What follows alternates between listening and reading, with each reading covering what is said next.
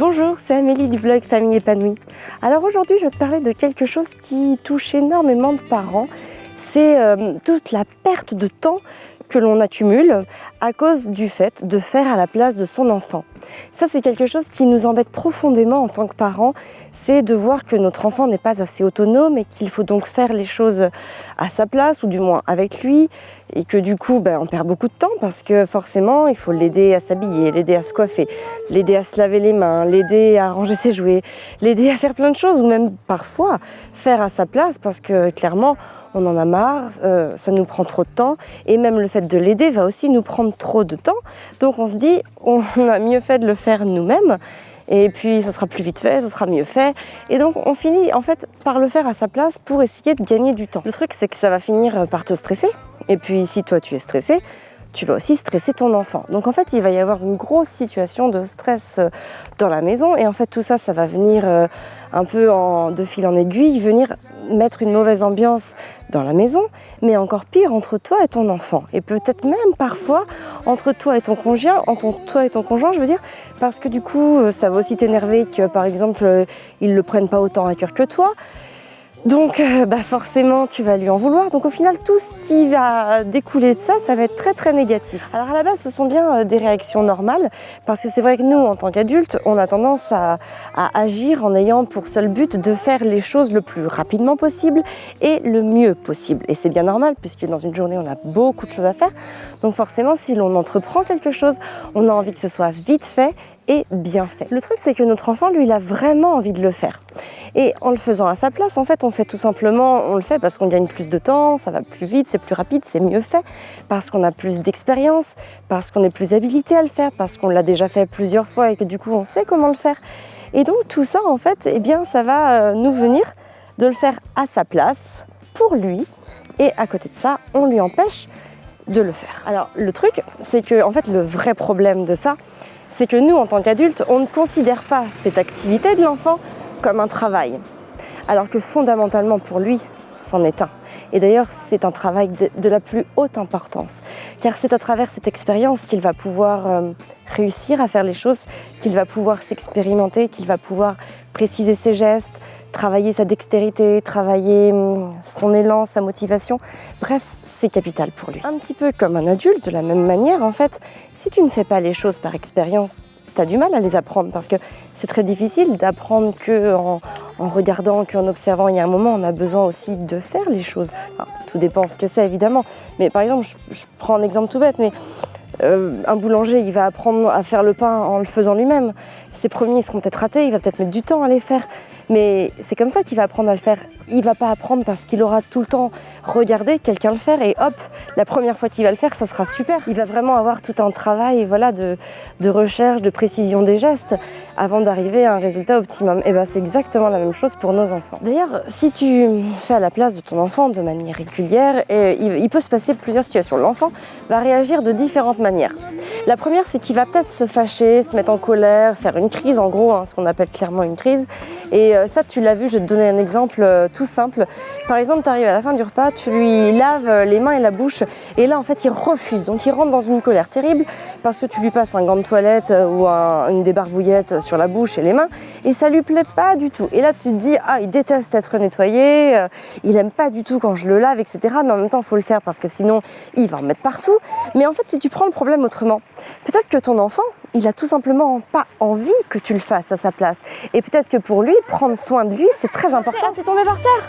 Oh, tu es tombé par terre, Nanou! Ah oui, t'as mis la main par terre! Ah bah oui! Alors par exemple, la prochaine fois, selon l'exemple évidemment, laisse ton enfant le faire. Alors peut-être que le résultat ne sera pas impeccable. Si je reprends mon exemple de se laver les mains et la bouche, peut-être qu'il lui restera des traces, peut-être qu'il lui restera de la saleté autour de la bouche et que les ongles ne seront pas entièrement nettoyés, etc. Mais à la limite, c'est pas grave. On n'attend pas forcément un résultat. Lui, au moins, il aura pris soin de lui, il l'aura fait. Et à la limite, ce que tu peux faire, c'est refaire un autre moment. Si vraiment tu vois qu'il en reste plein et qu'il n'est pas sortable, tu peux toujours reprendre un autre moment, et peu importe l'exemple. Là je te donne l'exemple de se laver les mains et la bouche, mais il y en a plein d'autres, il y a à mettre les chaussures, etc. Peut-être que les scratchs seront pas bien mis, mais c'est pas grave, il y aura un moment où plus tard tu arriveras à le reprendre en fait avec discrétion et sans qu'il se rende compte qu'il a mal fait. Parce que c'est ça aussi le but, c'est pas de lui montrer qu'il a mal fait, et donc faut pas refaire systématiquement derrière lui. Parce que si tu refais systématiquement derrière lui, il peut perdre confiance en lui, tout simplement. Donc c'est important que le fait de refaire derrière lui ne soit pas forcément vu de l'enfant. La deuxième chose, c'est que ton enfant, il peut faire les choses en douce. En fait, dans ton dos, parce qu'il sait que si tu es là, il va pas avoir la possibilité de s'expérimenter, d'exploiter le potentiel qu'il a envie de mettre en œuvre, et donc il va le faire dans ton dos. Alors, il se peut aussi que des fois, l'action envisagée ne soit pas de bon sens pour toi. C'est-à-dire par exemple éponger. Donc c'est-à-dire que tu peux très bien à un moment retrouver beaucoup d'eau par terre, puis tu vois ton enfant avec une éponge parce que en fait il aurait eu envie de nettoyer. Peut-être qu'au moment où il avait vraiment envie de le faire, tu l'as fait à sa place. Par exemple, nous à table, si un verre d'eau est renversé, hop, on a le premier réflexe, on donne une éponge à l'enfant. Et puis il éponge. Alors c'est pas bien fait forcément, en tout cas si c'est Gaspard, c'est pas hyper bien fait. Si c'est Arthur, on commence déjà à avoir un petit peu de résultats. Mais on s'en fiche. Le truc c'est que il puisse expérimenter par lui-même cette expérience. Prendre l'éponge, enlever l'eau, essorer, etc. C'est ça qui compte. C'est qu'il puisse le faire et surtout qu'il puisse réparer son erreur. Après, l'attente du résultat, on s'en fiche. Mais en tout cas, plus tu vas laisser ton enfant faire les choses, et moins il va y avoir de choses qui vont être faites en douce et qui vont, pour toi en tout cas, te donner l'impression que ton enfant fait des bêtises, tout simplement. La troisième chose, c'est d'éviter que ton enfant il devienne oisif. Ben oui, parce qu'au final, si tu fais toujours les choses à sa place, il y a un moment, il n'aura plus envie de les faire. Il aura clairement plus du tout la motivation. Il se dira, de toute façon, j'ai quelqu'un qui le fait à ma place. Et puis, finalement, en grandissant, il trouvera que c'est plutôt sympathique qu'on fasse à sa place. Je prends l'exemple de l'aspirateur. C'est un exemple que j'aime bien donner parce qu'il est vraiment criant de vérité. Par exemple, les enfants tout petits, ils adorent passer l'aspirateur. Moi, je vois les miens, si je leur demande de passer l'aspirateur, ils le font avec un très, très, très, très grand plaisir. Donc, je leur laisse faire. Mais bon, ça, c'est une autre histoire. Le truc, c'est qu'en grandissant, si à chaque fois, tu as dit à ton enfant « mais non, je vais le faire », parce que clairement, si tu passes l'aspirateur toi-même, tu vas le passer plus rapidement et puis ça sera mieux fait que si c'est ton enfant qui le fait. Donc, en étant petit, tu as tendance à lui dire « non, non, c'est bon, tu touches pas l'aspirateur, c'est moi qui le fais, etc. etc. » Et puis au final, quand il va devenir adolescent, qu'est-ce qui va se passer? Tu vas lui demander de ranger sa chambre, de nettoyer sa chambre, et donc tu vas lui demander de passer l'aspirateur. Et là, c'est lui qui te dira non. Donc c'est pour ça que c'est un exemple, mais on peut le retranscrire à toutes les situations de la vie quotidienne. Laisse faire ton enfant quand il a envie de faire quelque chose, parce que sinon tu risques de créer chez lui une passivité qui rejaillira et qui finira par t'embêter plus tard. Et bien sûr, la quatrième chose, c'est que tu peux faire perdre confiance à ton enfant. Parce que si tu fais systématiquement à sa place, ou même si tu le coupes quand il est en train de faire quelque chose, tout ce qui va se passer, c'est qu'il va se dire « je suis pas capable de le faire ». Et si je suis pas capable de le faire, je ne vais pas entreprendre des choses. Et donc, il va perdre sa motivation à entreprendre les choses, à faire les choses. Il va se couper de ses envies. Et puis voilà, il va devenir renfermé. Alors, voilà, tout est à nuancer. Mais en tout cas, c'est un risque. Et je pense qu'il est important de faire confiance à ses enfants. Ils vont faire les choses à leur rythme. Mais c'est important de leur laisser la possibilité de faire les choses justement à leur rythme. C'est un luxe que l'on peut offrir à l'enfant.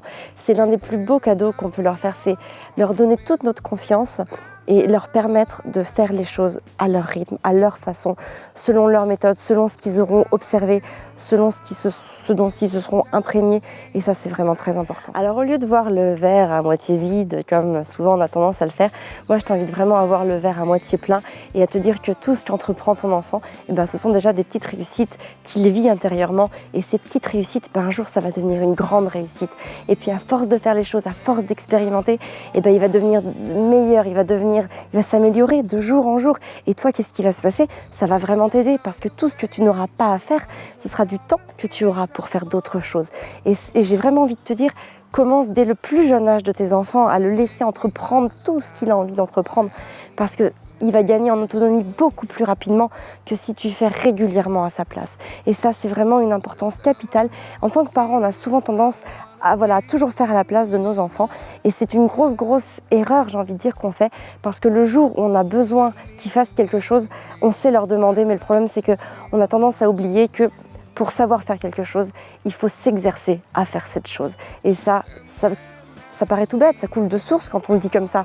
Mais le problème, c'est que si on s'observe, si on prend du recul sur notre rôle de parent, on se rend compte que bien souvent, on enlève cette capacité de faire à nos enfants. Alors, si le contenu de cette vidéo t'a plu et que tu penses qu'il peut aider d'autres parents, n'hésite pas à aimer et à partager la vidéo. Alors pour aimer, c'est très simple, hein, tu appuies sur le petit pouce bleu et puis tu peux évidemment partager la vidéo parce qu'elle peut intéresser énormément de parents qui se retrouvent démunis par rapport à la perte de temps, qui stressent, qui font stresser leurs enfants, qui n'ont plus le temps pour eux, qui n'ont plus le temps de rien faire et qui trouvent que leurs enfants n'en font pas assez. Donc ça, c'est très très important d'aimer et partager la vidéo si tu penses que ça peut intéresser du monde autour de toi.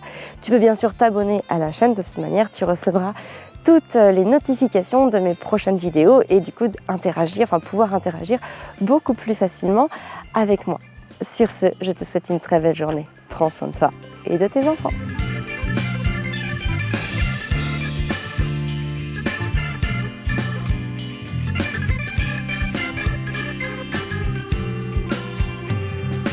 When I see